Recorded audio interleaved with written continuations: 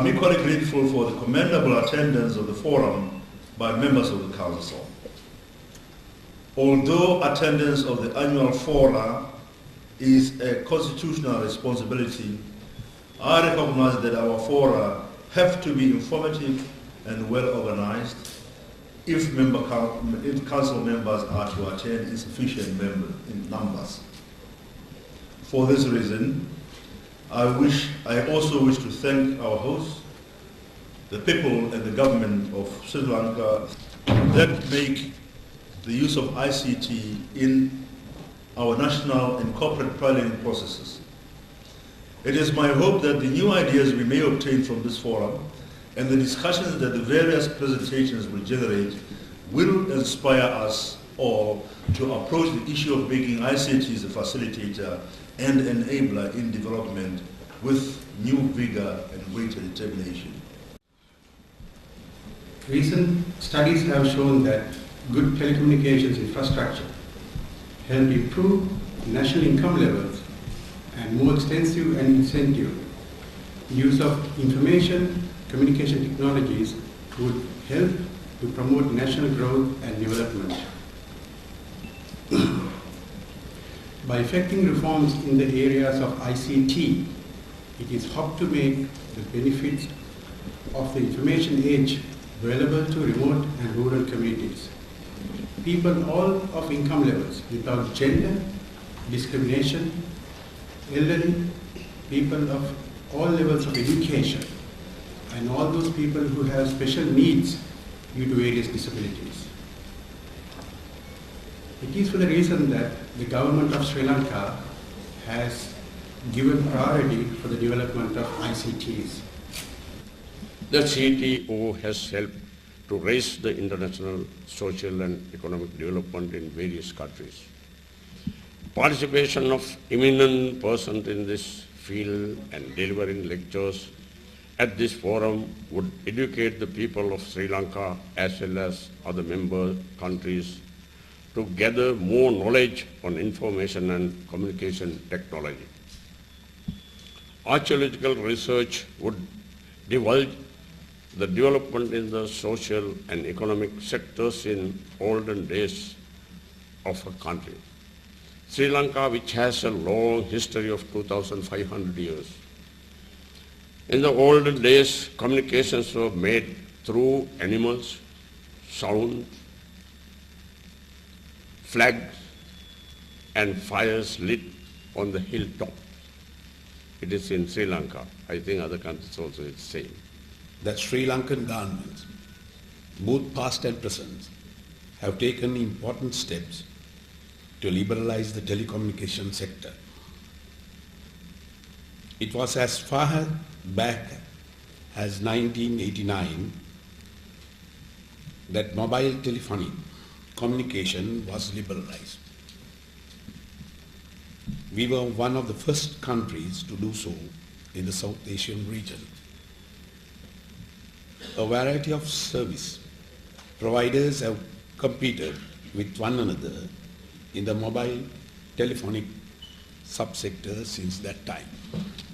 So what I'm here to do, with your permission, is to provide the overarching and fairly broad parameters that will encourage and that will provide a context for many of the presentations that will be made here today. The overview of my presentation is basically to discuss the nature of the growth of the ICT sector as a whole, the developmental impacts that this has made in our member countries, the kind of global responses that we have seen to this growth in ICTs, how governments and regulators have responded to some of the actions that have been taken, and in particular, just one of the many papers that we'll be submitting to our council.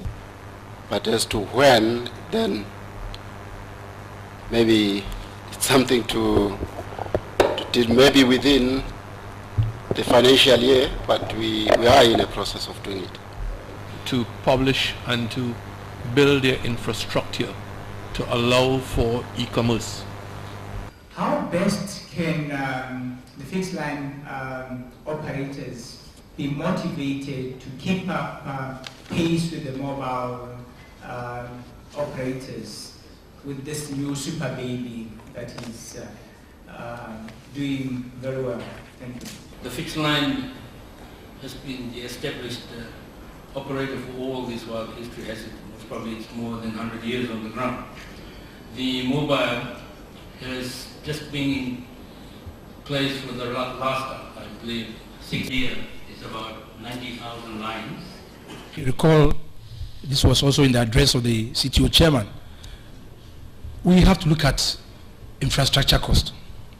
In fact, I heard that you have taken, Ghana Regulatory Authority has taken some bold steps towards spectrum allocation. Now, 2 years ago, what I heard was that you were looking at the investment of the operator that setting up a mobile operator. Some of our sponsors who we shall identify in due course. So these are some of the housekeeping rules that I think I should let you be aware of. Hey, bring my paper. Arrivals. I'll try by all means not to sleep, and you should try by all means not to sleep. We are now entering the regulatory regime, policy development, and basis, and ensuring also global connectivity for all countries, providing services to non-discriminatory basis, and also ensuring services for lifeline countries. And I mean by lifeline countries who have the first alternative for their, either for their national and international communication, satellite technology. And I took office on 19 July 2001, and the Assembly of Party in 2002 adopted a very important action plan for 2002-2005, in which they highlight the broadband connection by satellite. Grappling with issues of market liberalization, some countries in Africa, as we know it today, still do not have regulatory environment set up conducive for promoting market liberalization in their countries. These are disparities that exist. In the case of access, we still have issues of inadequate telephone lines, inadequate internet access. We have inadequate facilities such as computers to enable ICT infrastructure development in our countries. in case of infrastructure transmission networks, we still have huge disparities that exist within and amongst the regions of our countries. What are the issues that face you as regulators on the competition side? Thank you. The market in Kenya is just opening up. I've had one dispute which has been sorted out at the appeals tribunal. But what actually I was pointing at is that as the markets are opened up, not only in Kenya but other parts, you see, with other countries as to what is the interconnection rate based on the technology in use and the actual investment that the operator has incurred. Yeah, because when the study was carried out, each of these operators was required to provide the information on the network cost. There was no such bidding. There were nominal entrance fee. This was basically the price for spectrum. Yes, if in wireless local loop, when they bidded for frequency, that bidding took place. But the fact that there was a large number of parties and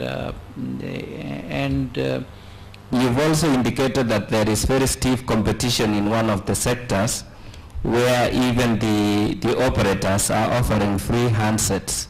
I wanted to, just for clarification, is it in the landline or is it in the mobile sector? Those are my two questions. Then my question to the delegate from Tanzania. You've indicated that privatization has not achieved the desired or expected results.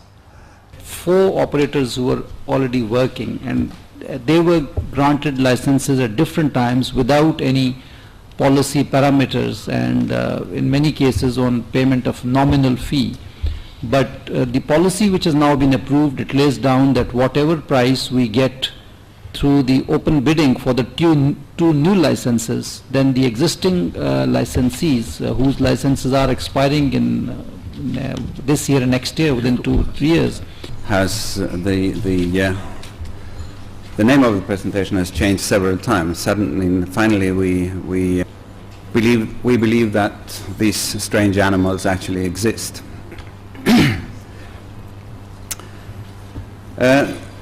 We started our investigations in Tanzania. We were looking for ICT business models for rural areas. Soon turned out that in a country with very little electricity in the countryside, of course, like we all find when we get ourselves into the rural areas in developing countries, that voice comes first. For this in Namibia, it's up in the north. It's a predominantly agricultural rural area, and you can see that we have a high-tech setup here. 2 telephone kiosks. We have solar power. In the country has got a district information portal. They can display local information on that website. They have control over it. Current market prices, for instance, governance issues, local weather, and so forth. So if anybody in any part of the country wishes to access information about a particular district, they don't need to run there. They need to, you can sit anywhere in Sri Lanka, in Colombo, and access information about something happening in a place called Karamoja in Uganda. Based on the studies that have been carried out in Tanzania, the equipment that has been used, right? It's a wireless one, and I would ask you if the equipment, is it upgradable? Has the consideration been taken for it to be upgraded? Upgrade path, and we believe that this is so far has been overlooked by people who are studying the mobile technology, and particularly GSM systems.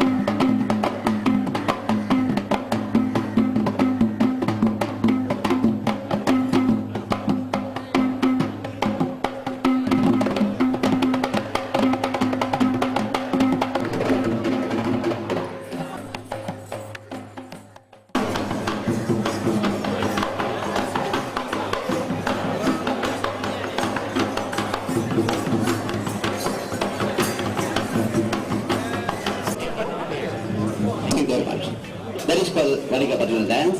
Sri Lanka is pig. Female dance, pig plucking dance.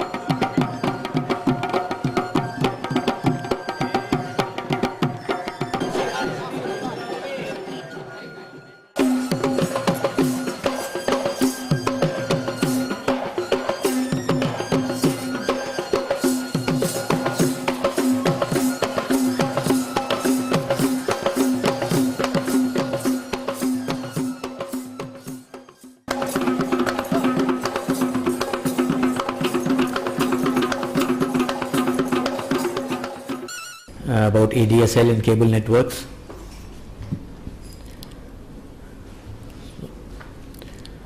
The last point is important, that digital cable systems, they require big investments in those areas where the density of people who are going to use it is, but the availability of connectivity is not there, and even if it is there, it is not so good. Unfortunately, or fortunately, I am the last one, and I am the fourth operator in Sri Lanka heading this Mobitel company. Now we come in as fourth operator in Sri Lanka. After 10 years of GSM business, it is very competitive, and for us, or new entrants, revenue assurance and fraud management is key for their success.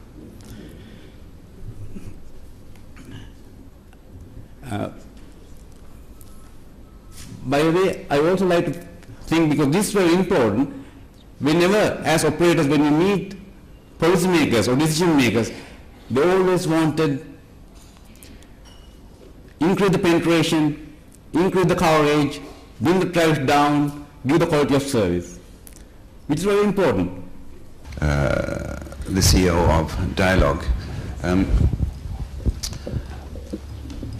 you talked a lot about going into that the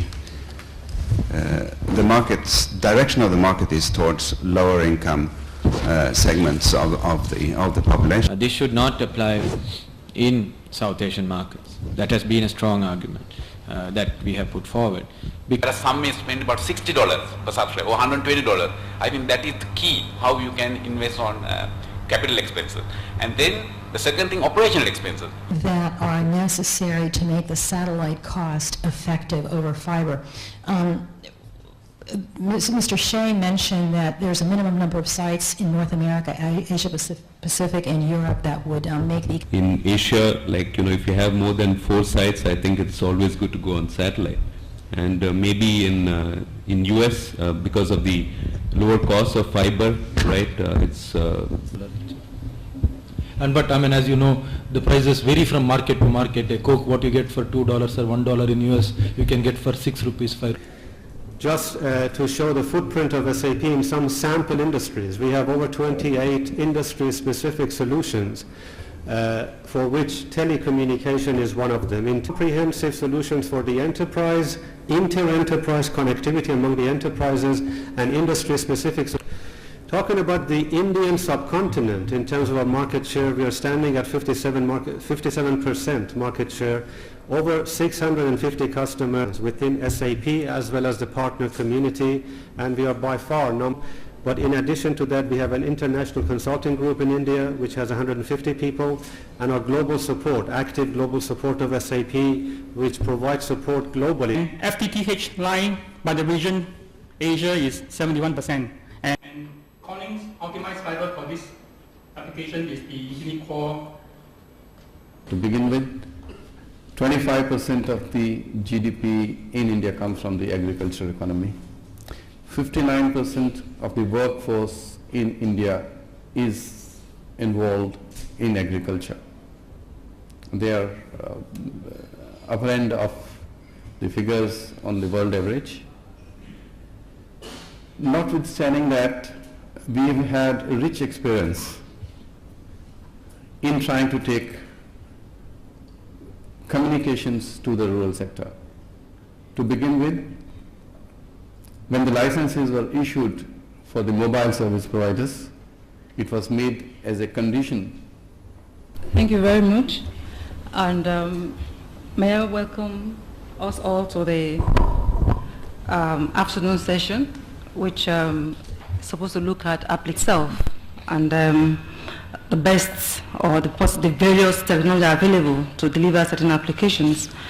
This afternoon, looking at the applications of the earlier technology that have been discussed.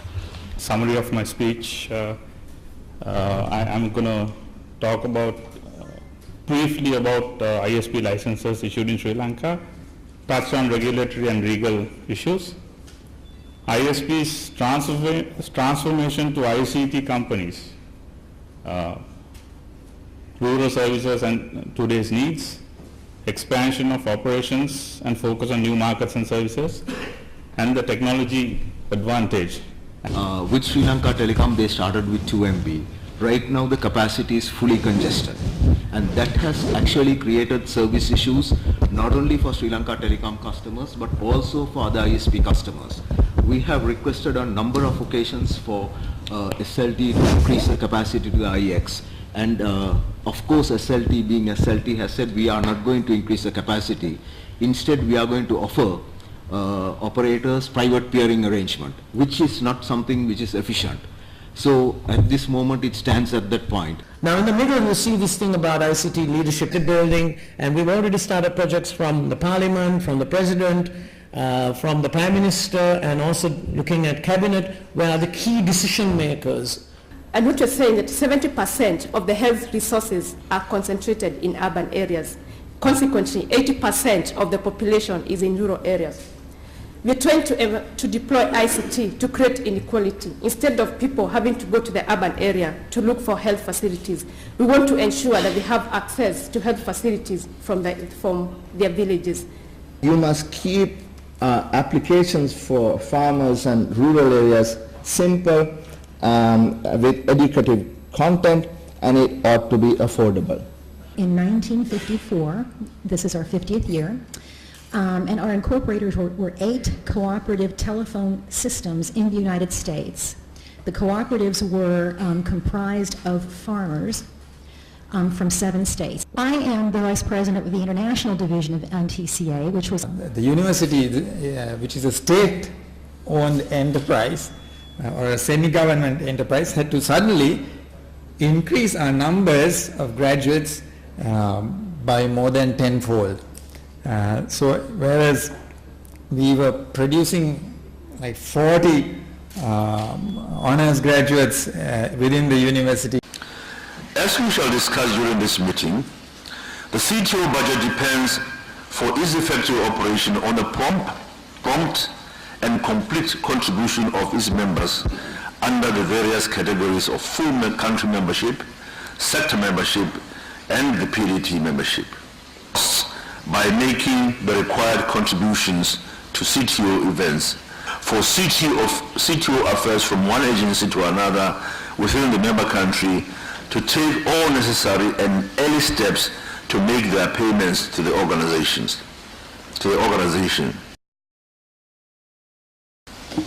The only question that was not settled was whether when we represent these interests, they will pay for our representation or not.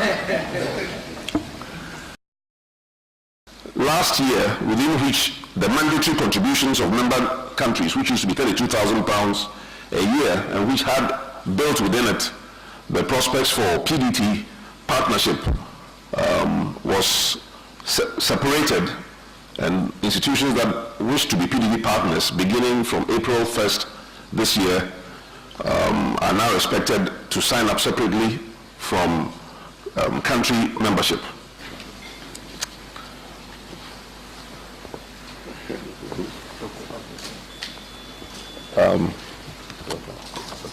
Dr. Arthur Clarke,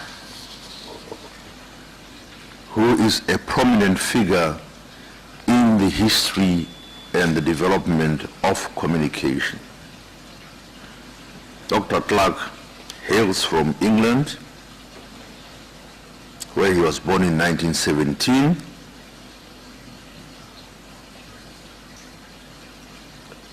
And he has written quite a number of books.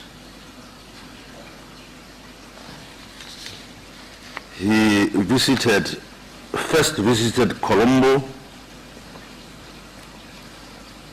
when the country was still called Ceylon in December 1954, and has since been associated with Ceylon and lately Sri Lanka after independence. On the 26th of May 2000, he was presented with the award of the Knight Bachelor at a ceremony in Colombo, 2 years after the title was conferred on him. He must be in a number of who's publications in the world.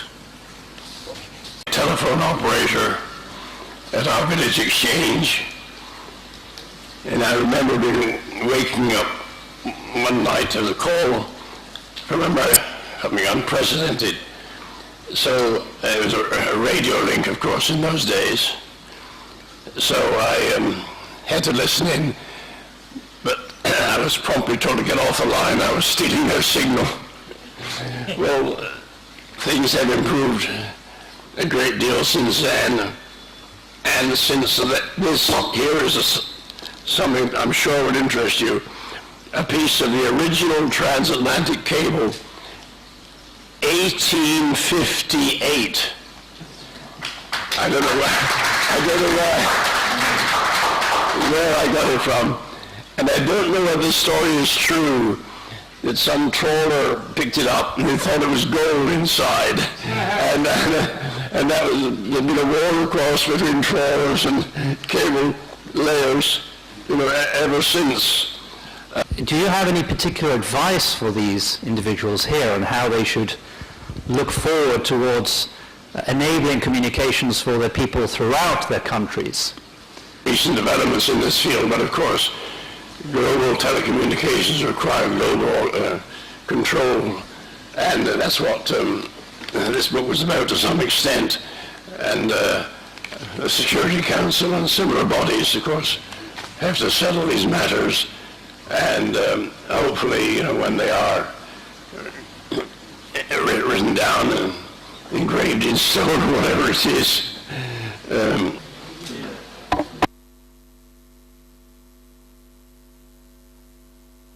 Now, the full membership is open to a government of a country, but the government of a country decides which entity must represent it in council.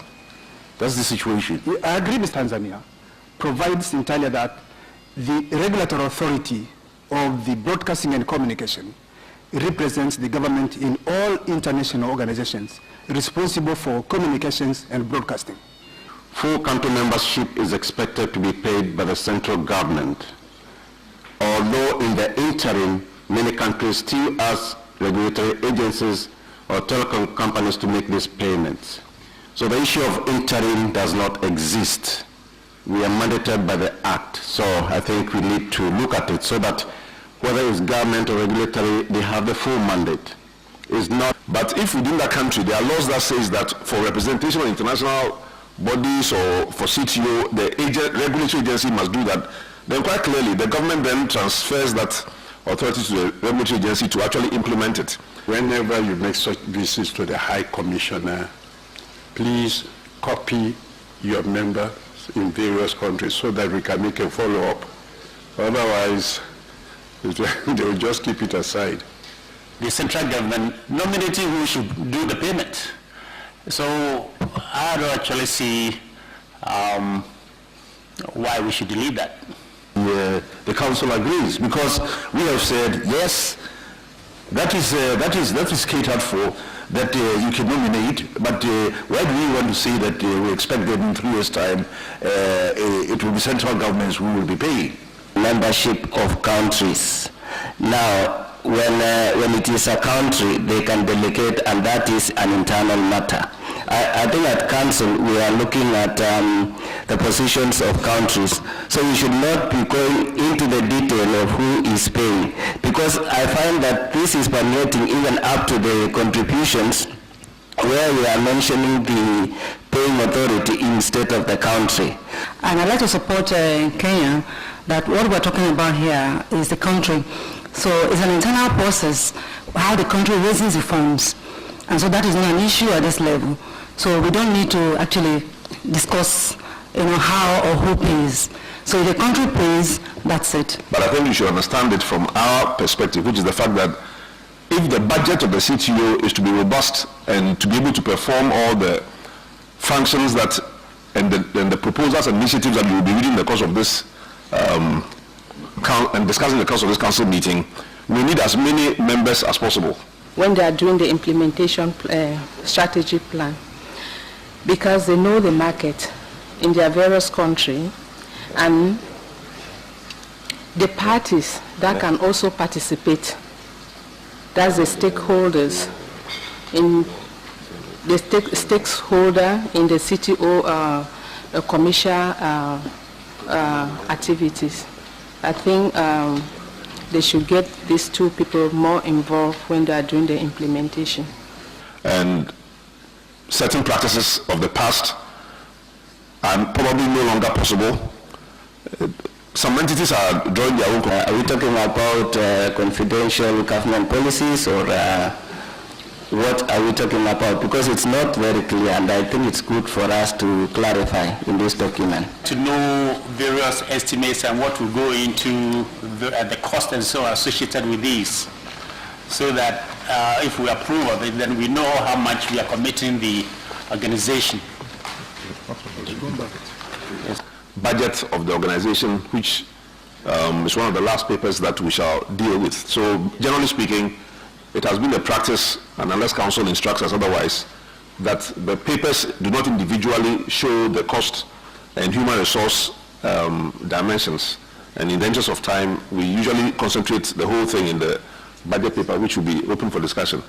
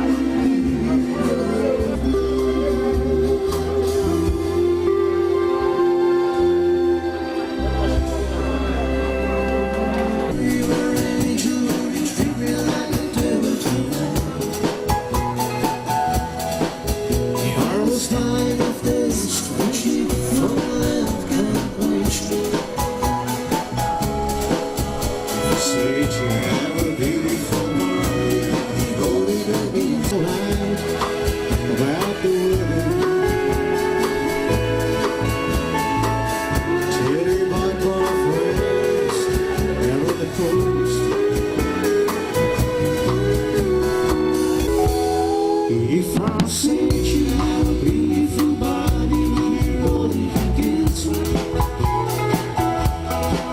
If I saw you were an angel, would you treat me like a girl tonight?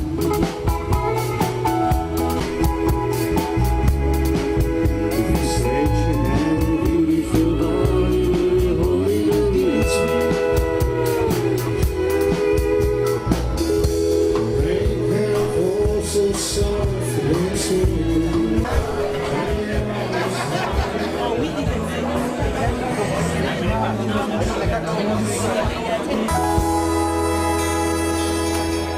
and time for which authorities are responsible for pay? Because yesterday there was a problem that... Mr. Chairman, I also wish to kindly draw the attention of council members to the fact that even the control process applies only to invoices raised after 1st of April 2004, meaning our current financial year. In other words, all previous amounts owed, all other arrears that are owed are not to be subjected to the penalty clauses, because these were obviously incurred at a time when these rules were not in effect. So we have isolated arrears from 2-3 years ago from arrears of the current operational year that we are all trying to manage, and are suggesting that only those payments that are due beginning this year. Invoices raised from 1st April and subsequent years. Thank you very much. Thank CTO and also the Sri Lankan Government and Telecommunication Regulatory Authority for organizing this meeting of CTO Forum and CTO Council. I think that both these events have provided us with a very useful opportunity to share a range of diverse experiences that various member countries represented here at the moment are undergoing. We're all aware of the revolution that is taking place all over the world in the field of telecommunications and consequently in the field of ICT. And in that context, and particularly with the backdrop of the role of ICT for development, I think institutions like CTO can play a very effective role. In fact, in the course of the last year, as a result of the departure of some of our longer-serving staff, we have had a rather unstable work environment. But in spite of that, we have forged ahead with some of the initiatives and proposals that we have had the benefit of. In consultation with the executive committee, at this last meeting, a decision was taken to establish. But for those of you who have seen information coming out about new member notification, you may have seen letters signed by him as Membership Services Officer. So on this occasion, we are asking the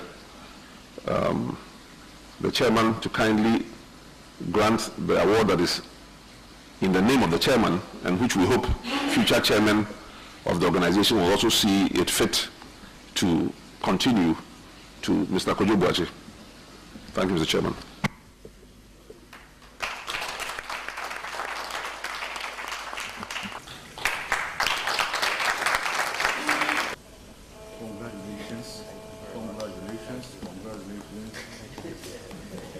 Should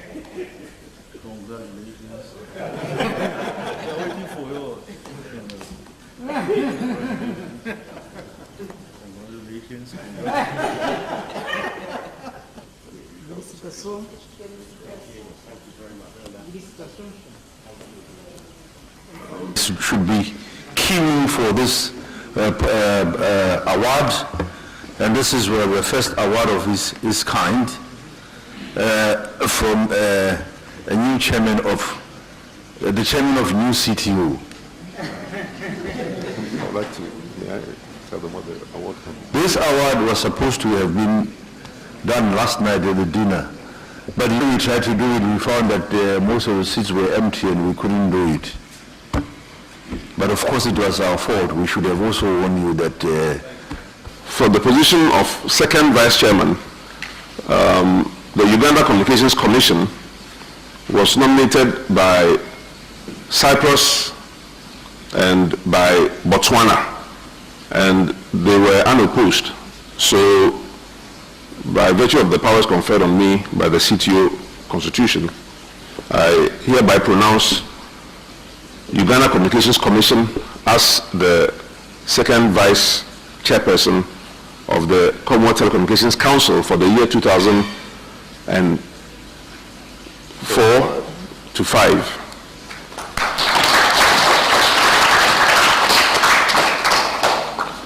Individual names of the current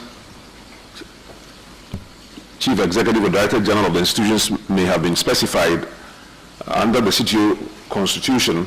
The election is institutional, so that should the individual leave office or move to another organization in the course of the year for which they've been elected, their replacement simply takes over. It is as a result of such a situation that we have Mr. Aruna Amarasekara representing Sri Lanka, for example, even though the individual that was elected in Kampala was Mr. Hurole.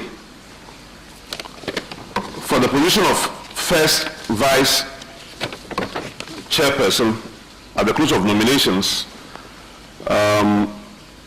Malta and Cyprus had nominated Mr. Aruna Amarasekara, current second vice chairperson, to move into the position of first vice chairperson. The institution is the Telecom Regulatory Commission of Sri Lanka. That is the body that has been elected, and they were elected, nominated unopposed, and therefore again, by virtue of the powers conferred upon me by the CTO Constitution, I hereby pronounce the Telecom Regulatory Commission of Sri Lanka as first vice chairperson of the CTC Executive Committee.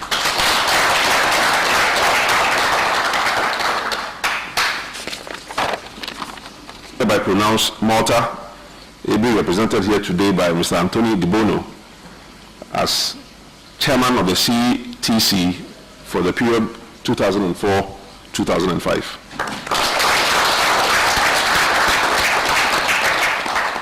Yesterday as well, as I think I announced, the representatives of Botswana and Botswana Telecom Regulatory Authority specifically, and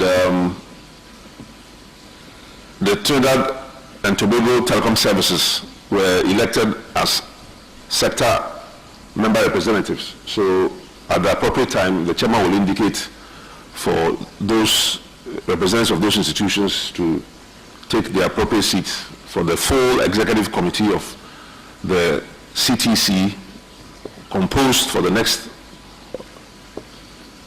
electoral period, to take their seats at the high table. Thank you, Mr. Chairman. As it is normal, we will invite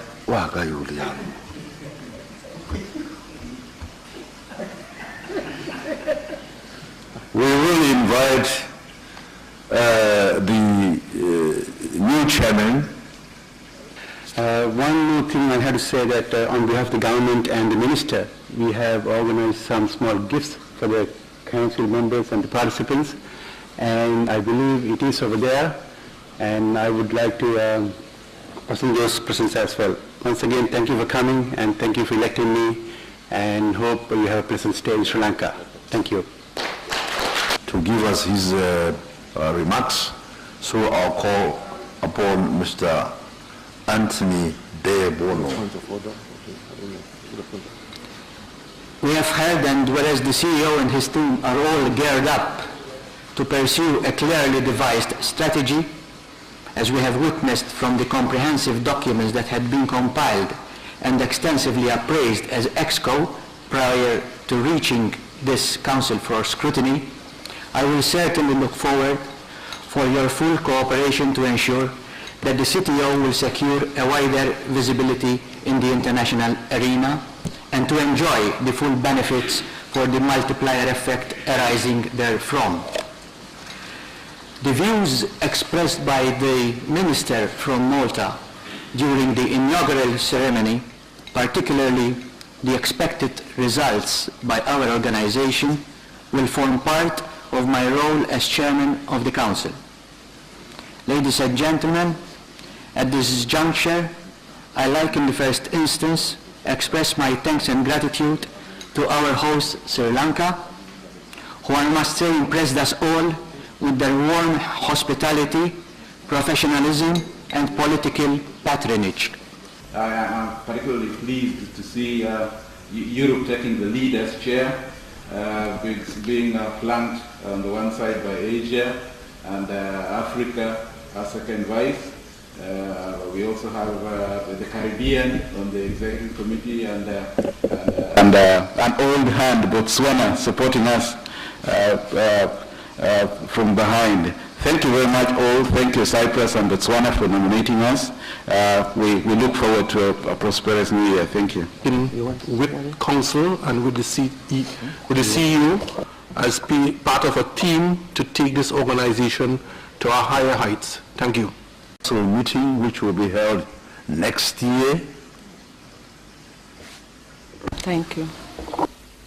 Make an offer to host the next CTO Council meeting, but in light of the proposal from Cameroon, decided to defer the date for such a hosting, but they wanted me on their behalf, since they are not here today, to put it formally in the records of the minutes of this meeting that Nigeria has a desire to host a future CTO Council meeting, so that our records reflect that. Thank you. No other offer.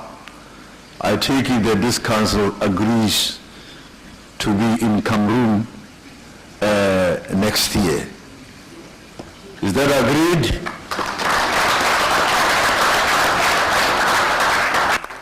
By this prestigious club of the gentlemen, and the regulatory board too has been honored, and the national representative, Mr. Jean-Louis Bemenge.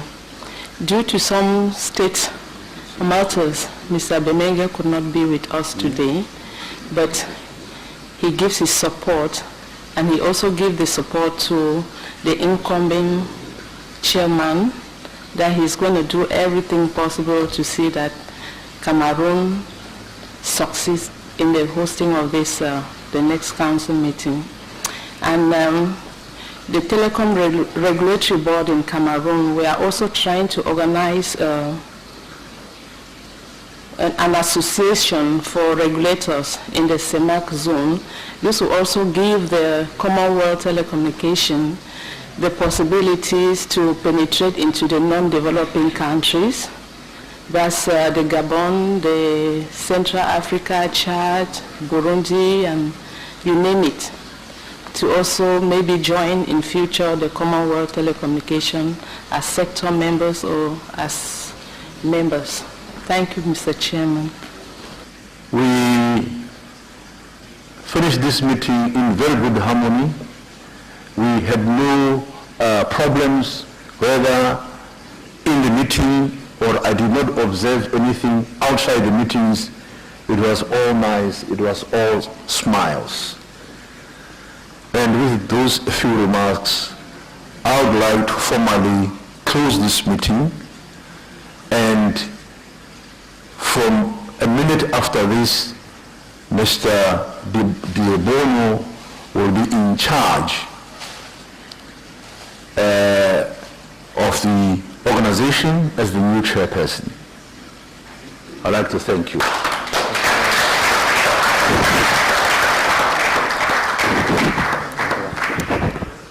That must be the last photograph. Okay. Look at. And the Botswana camera doesn't work. Let me.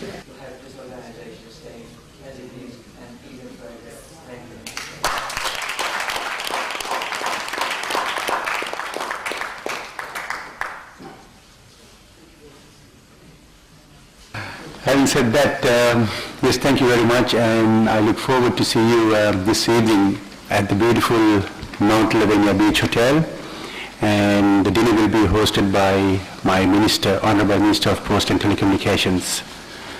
So I look forward to see you there. Thank you. Back home. The meeting is closed.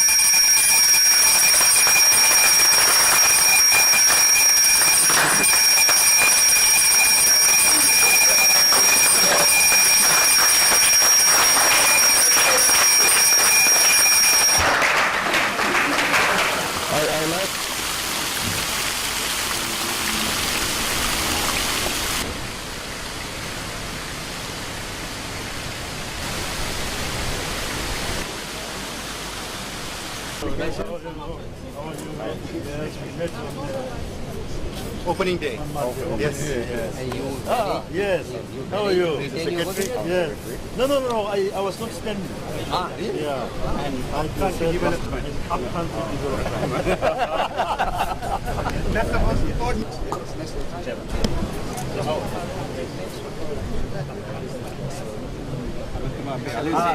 New president. New president. And CEO. What's happened?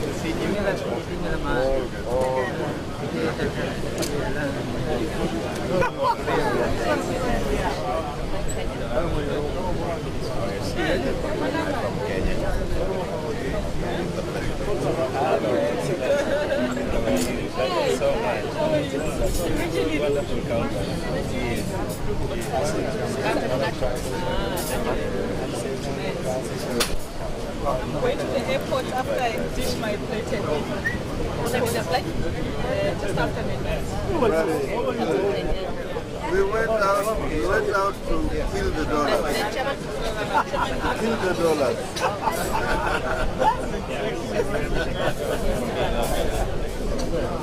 Hello.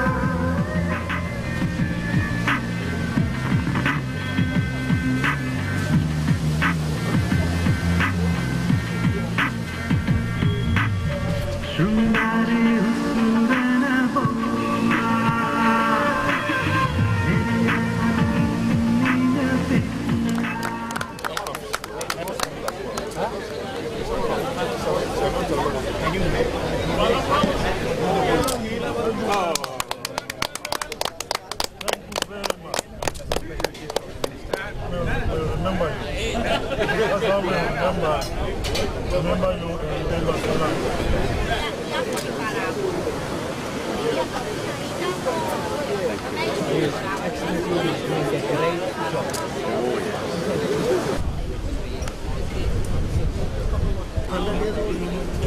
Yes, Zikrinia is the governor's daughter's name.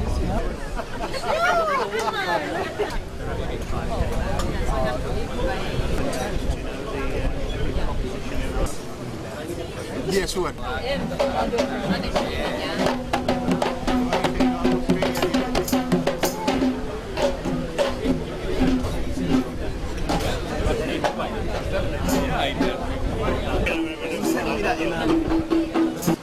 When they have such cultural performances, all the women dance topless, and it is a very important part of their culture. I think it's a part of their culture which some people would think should be exported to Sri Lanka.